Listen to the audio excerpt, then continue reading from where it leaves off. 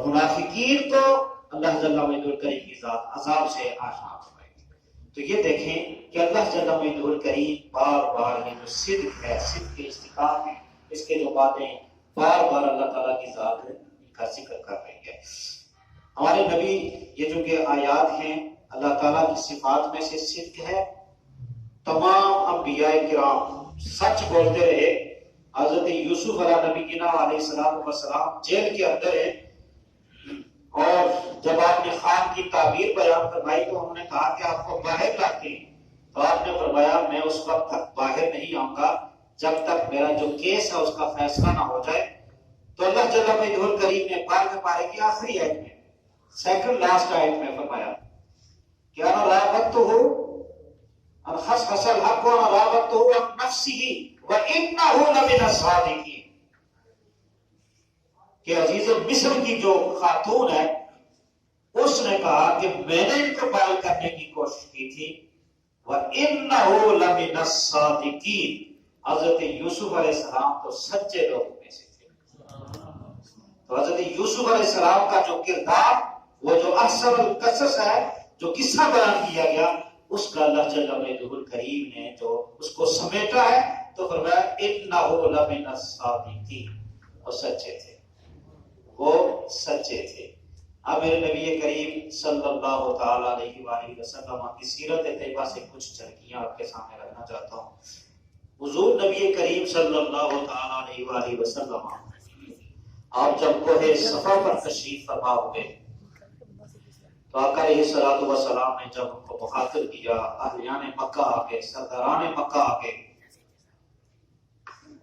تو آپ نے ان سے سوال کیا اپنی ذات کے بارے میں۔ فرمایا میرے بارے میں تمہارا کیا خیال ہے؟ اگر میں تمہیں یہ کہوں کہ ایک پہاڑ کے پیچھے سے لشکر جرار آ رہا ہے اور تمہیں تاخت و تاراج کر دے گا، تباہ و برباد کر دے گا، تباہیاں بچا دے گا، تو کیا تمہیں یقین آ جائے گا؟ یہ حدیث مبارکہ آپ نے سیرت کا یہ واقعہ کئی بار سنا ہوگا، لیکن میں سمجھتا ہوں کہ اس کا نچوڑ ہے حضور کی سیرت کا اس بات میں۔ کیسے نچوڑ ہے؟ حضور نے ان سے اپنی صفت حیا کے بارے میں نہیں پوچھا، صفت امانت کے بارے میں نہیں پوچھا، صفت دیانت کے بارے میں نہیں پوچھا۔ حضور نے اپنے حلم اور برداشت کے بارے میں ان سے نہیں سوال کیا، صبر کے بارے میں ان سے آقا علیہ السلام نے سوال نہیں کیا۔ آپ نے دین کی تبلیغ کے لیے جو سب سے پہلی صفت جس کی ضرورت ہے دوسرے تک اپنے خیالات، افکار، نظریات پہنچانے کے لیے سب سے زیادہ جس چیز کی ضرورت تھی وہ کیا تھی؟ آپ کی شان صداقت، زبان کا سچا ہونا۔ تو آقا نے فرمایا کیا میں تمہیں یہ کہوں کہ پہاڑ کے پیچھے سے لشکر جرار آ رہا ہے تو مان جاؤ گے؟ اب سیرت کی ساری کتابوں کو اٹھا کر دیکھ لیں، کسی ایک نے بھی نہیں انکار کیا کہ ہم نہیں مانتے۔ ابو لہب بھی موجود تھا وہاں پر، سرداران مکہ موجود تھے، کسی ایک نے بھی یہ نہیں کہا کہ ہم آپ کی یہ بات نہیں مانیں گے۔ سبھی نے کہا جی آپ جو کہیں گے، آپ کی 40 سالہ زندگی ہمارے سامنے ہے، آپ جو کہیں گے ہم اعتبار کرنے کو تیار ہیں۔ آپ نے جو فرمایا سچ فرمایا، آپ نے آج تک کبھی جھوٹ نہیں بولا ہے۔ آپ کی امانت، آپ کی دیانت، آپ کی صداقت، آپ کی شرافت سب کچھ ہمارے سامنے ہے، ہم اعتبار کرنے کے لیے تیار ہیں۔ تو میرے آقا نے ارشاد فرمایا قولوا لا الہ الا اللہ تفلحوا، تم لا الہ الا اللہ کہو تم کامیاب ہو جاؤ گے۔ تو اس کی جو آگے مباحث ہیں ان کی طرف ہم نہیں جاتے، اب یہاں پر رکتے ہیں کہ آقا علیہ الصلوۃ والسلام نے اپنی سچائی اور اپنے کردار کو لوگوں کے سامنے رکھا ہے۔ سب سے پرکشش صفت انسان کی سچائی ہے، سچا ہونا ہے۔ آقا علیہ السلام نے یہ ان کے سامنے رکھا ہے، اور حضور نبی کریم صلی اللہ علیہ وسلم 40 سال کی عمر میں آپ نے دعوی نبوت فرمایا ہے، اور پہلے 40 سال کی جو زندگی ہے اس میں 2 آپ کی جو صفات ہیں وہ نمایاں ہیں، ایک ہے امانت اور ایک ہے صداقت۔ آپ کے پاس کسی نے امانت رکھی تو آپ نے اپنی جان لڑا دی اس کی حفاظت میں۔ اور آپ نے کبھی زبان سے جھوٹ نہ بولا. اور اللہ جل وعلا الکریم نے فرمایا عمر کا لفی 17 یامہون، 40 سال کے بعد معبود آپ نے نبوت کا دعویٰ کیا، لیکن آپ کا رب آپ کی ساری عمر کی قسم کھا رہا. یہ سچائی والی حضور کی زندگی، یہ امانت اور دیانت والی زندگی، اس ساری زندگی کی ساری عمر کی رب کائنات قسم کھا رہا ہے. پھر میرے نبی کریم سرور کائنات صلی اللہ تعالیٰ علیہ وآلہ وسلم نے ارشاد فرمایا الصدق ینجی والکذب یہلک. آقا علیہ السلام نے ارشاد فرمایا سچائی انسان کو نجات دلاتی ہے اور جھوٹ انسان کو ہلاک کر دیتا ہے. حضور نبی کریم صلی اللہ علیہ وآلہ وسلم آپ کی سچائی، آپ کی صداقت کا آپ دیکھ رہے ہیں کہ ابو سفیان جب ہرقل کے دربار میں پہنچا اور شاید حبشہ کے دربار میں پہنچا، نجاشی نے اسے جو سوال کیے، نجاشی نے اس بادشاہ نے اسے جو سوال کیا ابو سفیان سے، تو جو پہلا سوال ہوتا ہے وہ تیمیت کا حامل ہوتا ہے، اور بھی بہت سارے سوال، لیکن کہا کہ کیا کبھی وہ جو نبوت کا دعویٰ کرنے والا ہے کبھی اس نے تمہارے سامنے جھوٹ بولا ہے؟ تو ابو سفیان نے کہا کبھی جھوٹ نہیں بولا ہے، کبھی جھوٹ نہیں بولا ہے.